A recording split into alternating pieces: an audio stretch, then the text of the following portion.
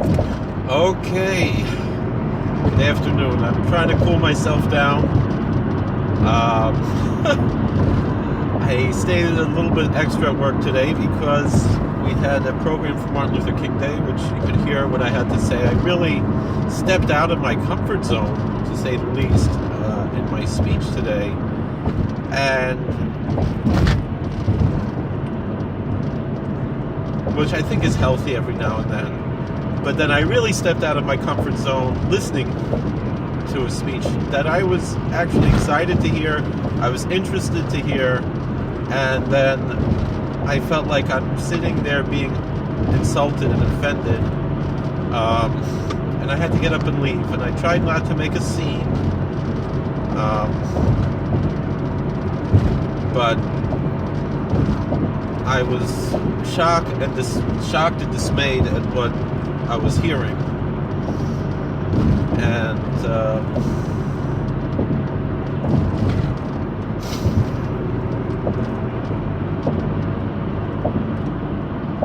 so I left, and I went back to work, did my job, did my visits, my one-on-one visits that were scheduled at the time when the program was, and that was it. So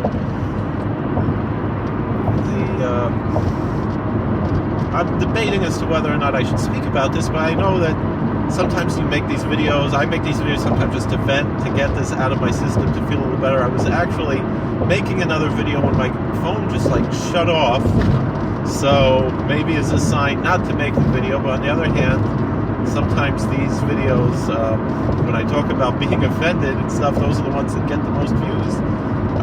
I know, even though they get dislikes, people have nasty comments, but then again, those are the ones that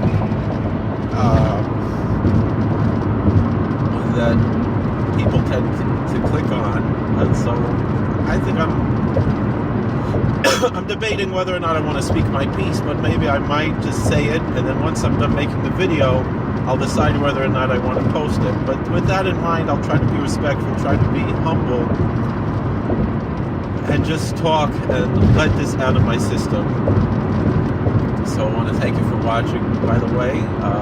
Feel free to like, share, subscribe, and if you enjoyed my videos, please look at some of my other videos. I have a lot of nice videos on much more nicer topics. I have over 3,000 videos.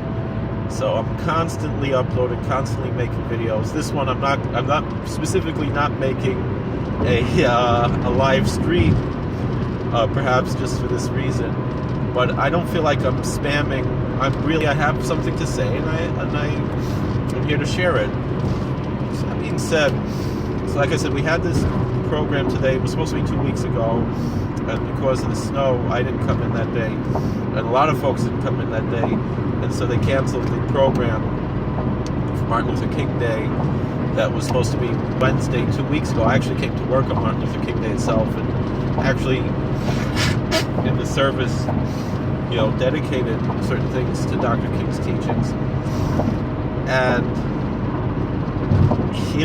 speaking of what I spoke about today, there's a lot of interesting things of how cultures and religions and so forth and myths and legends develop over the years. I think that's also apropos to today being Tu B'Shvat. Tu B'Shvat is a holiday, quote-unquote, that developed, and I celebrate it in the quote-unquote manner that I'm criticizing here and now, because I get a lot out of it, and I feel tremendous, even though connection to the day, even though I'm aware that it has a very dubious history, not in as much the day itself being a day that has legalistic implications that our sages discuss that are quite mundane.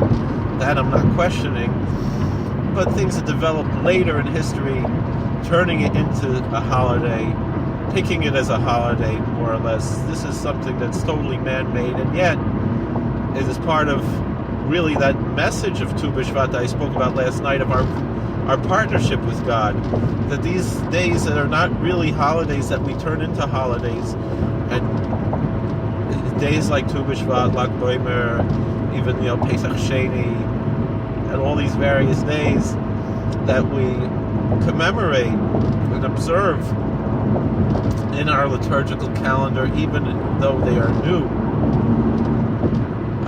They're old and new. I mean, Pesach Sheni is in the Bible, but it wasn't, commemorated the way it's not even something that Rabbi Yochanan ben Zakkai said, we have to do Zeich L'Mikdash. But it's something we do.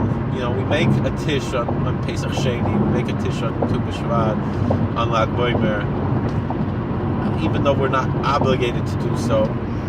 And by engaging in these things, we share in God's creation, and that's something we discussed, the whole question of this bracha of Hamoitzi Lachem min haaretz. And if we don't see bread coming from the ground, we have to do a lot of malacha, the whole Siddur Apas, to get to the bread. And we spoke about this last night, and I refer you to the video I made last night. I should start making tags. I personally don't like the tags because I hope I don't have a flat tire. Alright, I want to really talk about what happened today, and Martin Luther King Day is a day like that too. It's a new holiday. We tend to forget that it's Ronald Reagan, the great Ronald Reagan, who made it a holiday.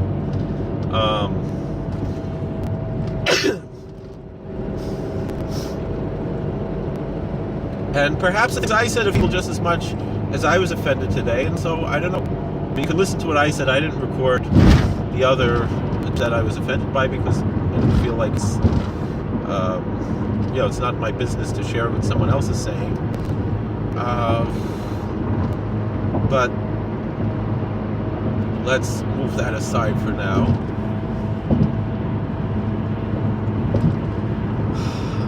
So there was a woman who got to speak, Dr. Fraiser, who had a very illustrious career, a great person who accomplished great things in her life, and I have respect for that. And that's why I didn't make a scene. That's why I didn't. But I did leave, and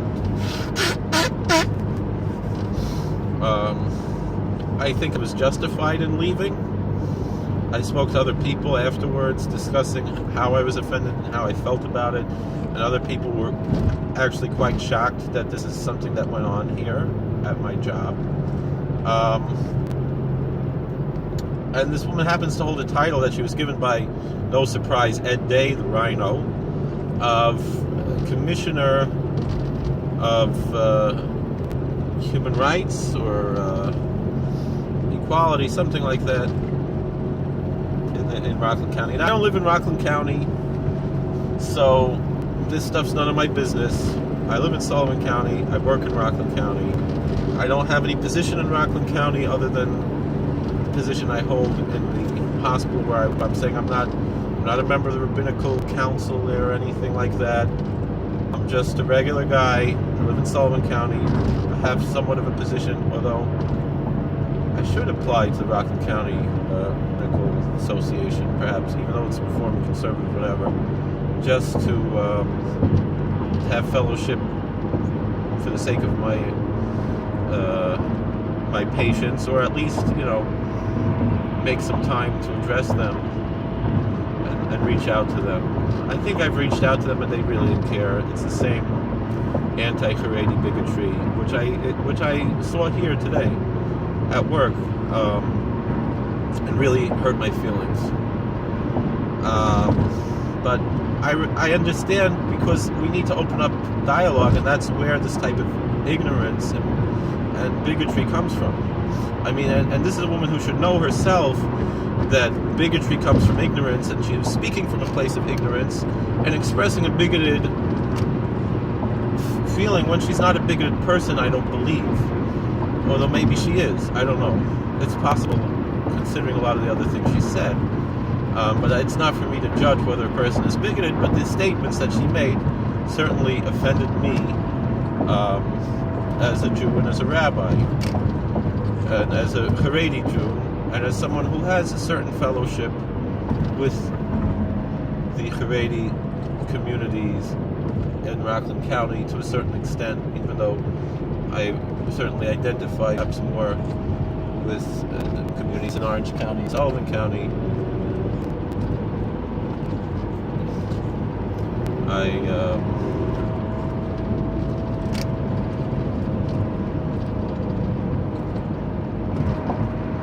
will tend to I still have a certain warm spot in my heart for months. And there are tzaddikim who I respect very much in Rockland County, and kivrei tzaddikim there certainly that are places of pilgrimage there. So I still feel like I have something to add to the Rockland County conversation. But I have my views that I feel very strongly about various things, and when I sit and hear my views being insulted in my place of work, it makes me very uncomfortable. But obviously this is not a person who works for where I work. I was really under no obligation to do anything, even to give the invocation that I gave, which, like I said, it really was out of my comfort zone, the things that I said, but I felt that I was proper in saying them because of the audience I was speaking to. These are not the types of things maybe I would speak to a Jewish audience. But I did record them and post them because I'm not ashamed of the things that I said, because just to invoke things of other religions does not mean that I'm admitting to the truth of those religions. I understand what today's Daf Yomi said, tomorrow's Daf Yomi said. I understand all of that, but there is a concept of speaking in front of an audience, which we also see from Chazal. That Chazal had a way of speaking and to other people with whom they disagreed, perhaps in a certain way, in a respectful manner.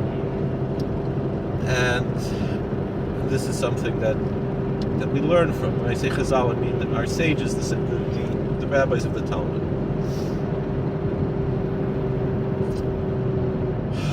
Okay. So the speaker, who was the Commissioner of Human Rights, whatever, she was going on about Dr. King, saying wonderful things and important things about education, educator.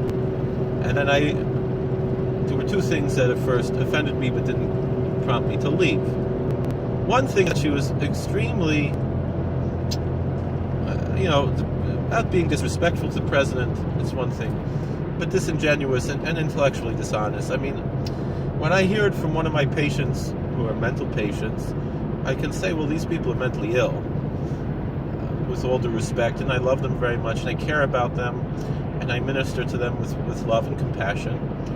But one of my patients today was going on and on about how horrible Donald Trump is in his mentally ill mind. Unfortunately, this mental illness is pretty widespread. But he said, he didn't listen to the State of the Union. I said, well, why not? Don't you want to know what someone's saying before you make your opinion about it? Don't you want to give someone the benefit of the doubt? Like, I mean, and I'm not here to impose my politics on other people. And I said, you have the right to your politics, and you have your right to your opinions, but how can you factually say that, he was saying, oh, we live in a fascist society because we have a fascist dictator now as president. And I was like, actually, just the opposite, at least what I could see is, well, he's lying and this and that. I was like, I listened to a little bit of the speech last night. I didn't hear the whole thing yet, and I plan to listen to the whole thing. But, and it was a great speech. And the thing is, he sounded like what the Democrats would want to hear. I mean, like Glenn Beck said, like, he shot himself in the foot for what conservatives want to hear he went above and beyond what any Democrat ever said in many areas that the Democrats care about. And he really just demonstrated that they don't care about it. They just want to take credit for it so they can get votes. And they are totally disingenuous and intellectually dishonest. I mean, and this speaker kept getting up, kept saying, look at how divided it was last night. And I was like, and it's like, this isn't what Dr. King would want. And then she's like, and people are still being discriminated by the color of their skin. I was like, no, they're not. The black unemployment rate is the lowest ever in history.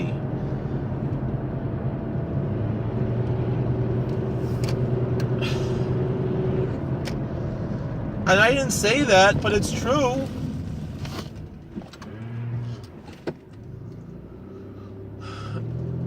And that's what the president said. And did she listen to the speech? I mean, why didn't the Congressional Black Caucus stand up and clap for the fact of the matter that black unemployment is the lowest in history? Even if they want to credit President Obama for that, can't they clap and celebrate the fact of the matter?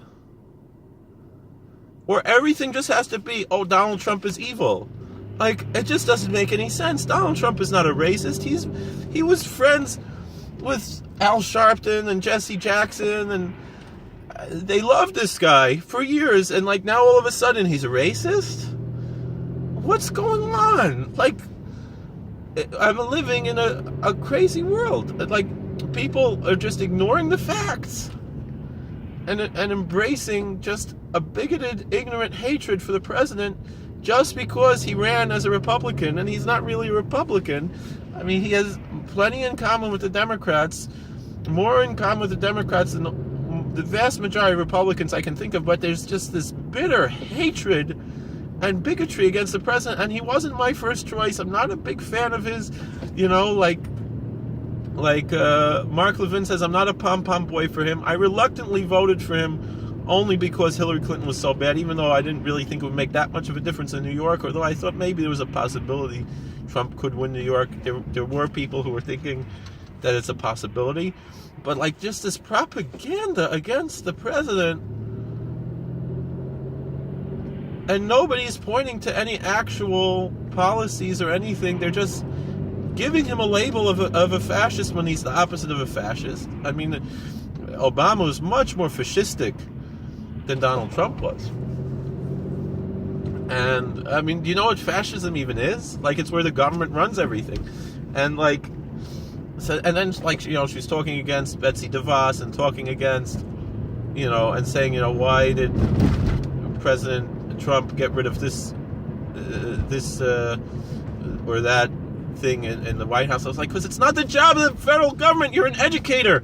Don't you know the basics of civics, of how there's such a thing in America as federalism, that there's a difference between the federal government, the state government, the local government, the school boards? You were a president of a school board. And, all right, so that upset me because she was expressing ignorant bigotry against the president. It's totally uncalled for because it's wrong. It's just not even true. And if one of my patients says it, I can chalk it up to him being a mental patient. But if the Commissioner of Human Rights talks like that, I'm not being a mental patient, I'm sorry about that. I can chalk it up to mental illness, and I can have compassion. And here I have to chalk it up to, I think it's willful ignorance. It's interesting, this morning we were talking about, in our spirituality group, the question of ignorance. And one of the patients said his opinion that ignorance is a sin when it's willful ignorance. And, we're discussing about ignorance is bliss and so forth. And this is obviously willful ignorance, because did you listen to what the president said? There is absolutely no reason. I mean, the Democrats just made themselves look horrible, like Glenn Beck said this morning at this speech, because the president was so presidential, he was so polished, he was so boring, like he said, and it was great. It wasn't a boring speech, it was a really great speech, a really brilliant speech. I was surprised. Glenn Beck said he doesn't like listening to long speeches, And my wife described what Mormon church is like, so I don't know how he sits through it, but all right. So anyway, then interspliced with this was East Ramapo. I was like, I know it's coming. And then she was like, talking about how bad the schools are and this and that, blah, blah, blah. And then she was like, and the rabbinical schools, the yeshivas, those kids are not getting the proper education. What would Dr. King have to say about that?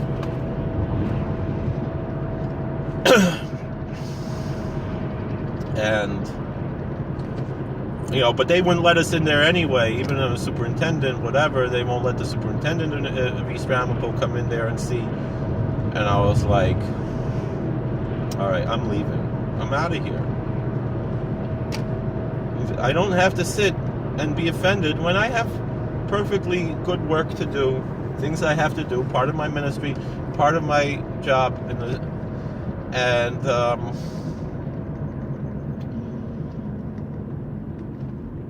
and obviously, I would like to open up. I mean, I'm saying things how I really feel right now. If I was sitting and talking to this woman, I would obviously be a lot more respectful. And that's why I just got up and left. I didn't feel like arguing. Because I was hoping, when I saw who was speaking, I was very excited. I was like, this is a person that I can impress by my speech. I'll be honest, there was a bit of pride. And this is a person that I can now build a bridge with, make a relationship with, to further building bridges, understanding in the communities, things that are very strongly needed. And and I felt like, even though she wasn't aware of that, but she saw who I was, she saw how I'm dressed. I assume she listened to what I said, although maybe she didn't. I have no idea. But I felt like I was slapped in the face because couldn't she leave that out of her speech? When she saw me sitting there, when she saw me with my hat, wouldn't it have been tactful to just leave that part out of the speech? Wouldn't that have been respectful, even if you feel this way? And I understand where she's coming from, and I respectfully disagree, and as I've said time and time again, I mean, it's connected to what she said about Betsy DeVos. It's connected to all these things that, like I've said time and time again,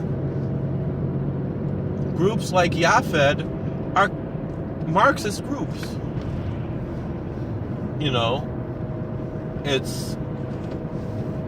It's not about education, it's about indoctrination. It's about giving the government more control. It's really, that's what's really fascistic.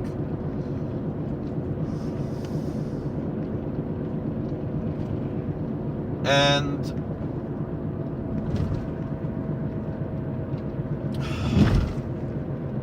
for her to say such a, and you know what, maybe I was wrong. I was thinking, so I was talking to one of my coworkers who's not Jewish, and she was like, she really said that? She couldn't, like, one of the coworkers who wasn't there at the program, she was working, and I was talking to her, and she couldn't believe that this was said at a forum like this. And she was like, and I was like, and I it really offended me. It really offended me. And I'm still offended. And, but I'm hoping that still a bridge could be made. I'm still hopeful that there could be a way to open up a dialogue.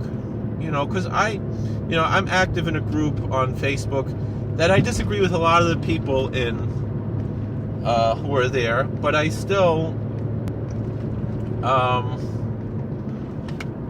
agree with their stated goals, even though I believe that many of the ways that they manifest it are counterintuitive. But I enjoy hearing dissenting opinions. I enjoy being challenged. I enjoy, because I feel it makes myself richer in my education, that I can,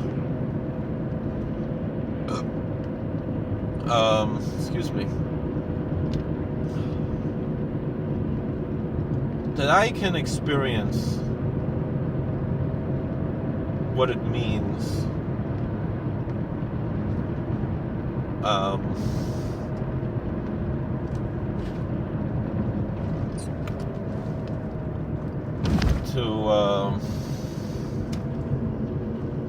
to learn about different things, and I can actually grow in my own ideology by listening to people that I disagree with, and which is exactly what I spoke about today. An experience that I had to see a person who I would have nothing to do with, and to have my eyes opened. If you didn't listen to it, I suggest, if you're interested to hear what I said at the invocation, I spoke about things that are totally out of my comfort zone. And I spoke about an experience that I had when I was the chaplain at Petersburg Federal Prison, and having a conversation with a gentleman of the NOI faith, which is, a religion that I would jump to the conclusion that this is an anti-Semitic cult, that's, all prisoners and they hate me and blah blah blah, and then but I wanted to give him the benefit of the doubt and talk to him as a fellow human being made in the image of God. And he said something that I was very impressed by, even though and very touched by, even though it's something of another faith. And I shared that because I would assume that most of the people who were listening to me at the time were of that other faith, of Christianity. And something that I can be impressed by and inspired by, and perhaps be nisbas, as Rabbi Eliezer Agadol was, like Rabbi Akiva told him, that he had learned from him. All right, we'll put that aside. Achman Latzan, I've been nisbas more than once. Oh, but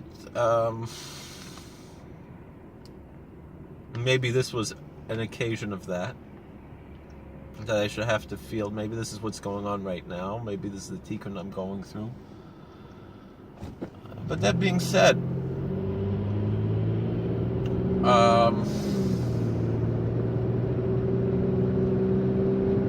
tikkun means rectification. Spiritual rectification is the context I'm using it in. But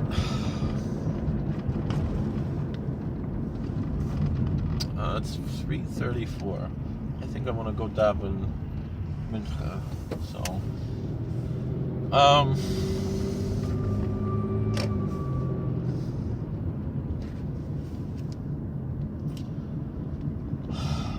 and I think this experience was the exact opposite. Because in this experience, it was the exact opposite. Here,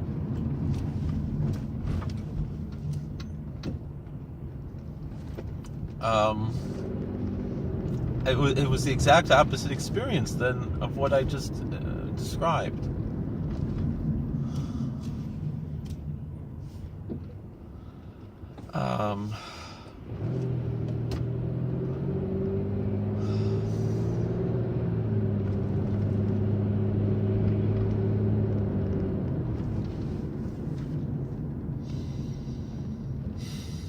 So what am I talking about?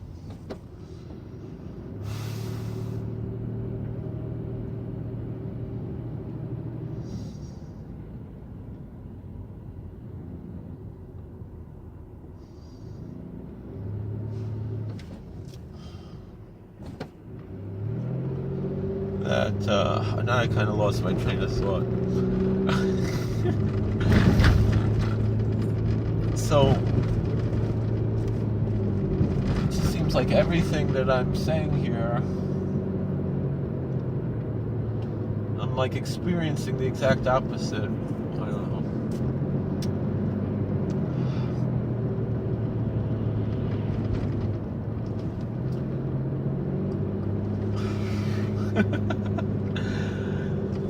this is bad airtime now.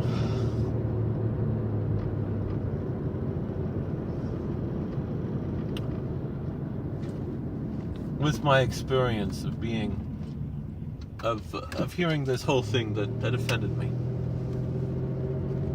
it's opening my eyes, and I'm learning. And so I would like to, hopefully someday, have an opportunity to reach out to so I was talking about this group on Facebook, and I would have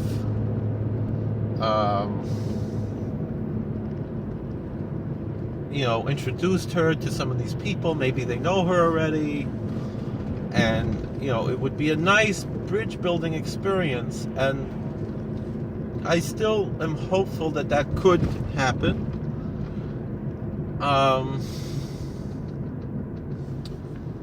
But I'm waiting for the right time and place, because I don't want to say the wrong thing. So I'm trying to get this out of my system right now, and I still think I might post it, because maybe she'll see it, and maybe other people will see it. Maybe Ed Dave will see it. I don't know.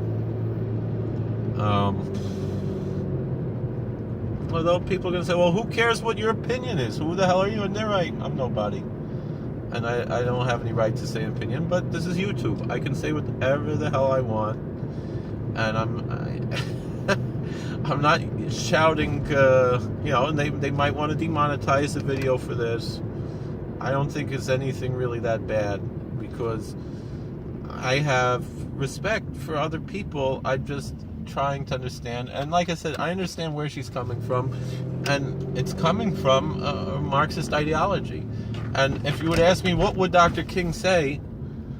She keeps saying that in her speech, she kept saying that a proper education is a civil right. But show me, where is that in the Constitution? It isn't. But freedom of religion is. So to have our schools the way we want, the public schools, the taxpayers pay for that. That has oversight by the taxpayers. These schools we pay for ourselves. And we scrunch and scrimp to save up money, because we don't want you, the government, fascists, commies, to tell us what to do. We want to have freedom, and we want that freedom for everyone, for Christians, for Muslims, for atheists, for Sikhs, for Hindus, for Buddhists, for everybody, not just for us Jews. We're not here, even though that's what sometimes winds up happening in New York, and I think it's wrong. And it's wrong for our communities to cozy up to the Democrats, but we have no choice, because the Democrats, that's what they do. And that's the same reason why Donald Trump worked with the Democrats for so many years. He had no choice, and so we're in the same boat with Donald Trump.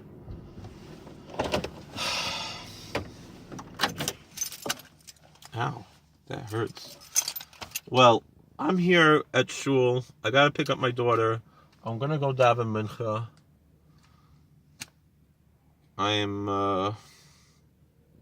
Thank you all for watching. But I think, especially considering that Dr. King was a Republican, and as you mentioned in your speech, Doctor, who was the one who didn't trust him? Was the Democrat, JFK. Who was the one who welcomed him warmly? Was the Republican Eisenhower. So don't give me this.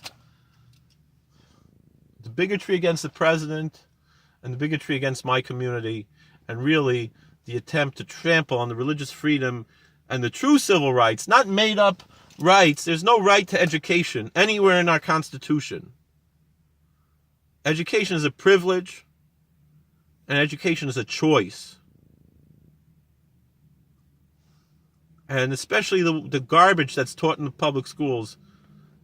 I didn't say it in so many words, but I went to public school. I heard all about Dr. Martin Luther King. I didn't learn one damn thing about who Dr. Martin Luther King was. I learned more from the PBS special about religion in America, which they would never play in a public school because, oh no, you can't talk about God. And I learned more from the inmate in the federal prison about who Martin Luther King was than I learned from all my years in public school. We're talking about Dr. King, Dr. King, Dr. King, sing about Martin, a song that says nothing about who he was. Sing about care. I didn't even know it was about Martin Luther King. It's a song that says nothing, doesn't teach you anything, and we have to sing about Martin, sing about caring. So Dr. King would say, freedom of religion. That's what's important. That's a fundamental right.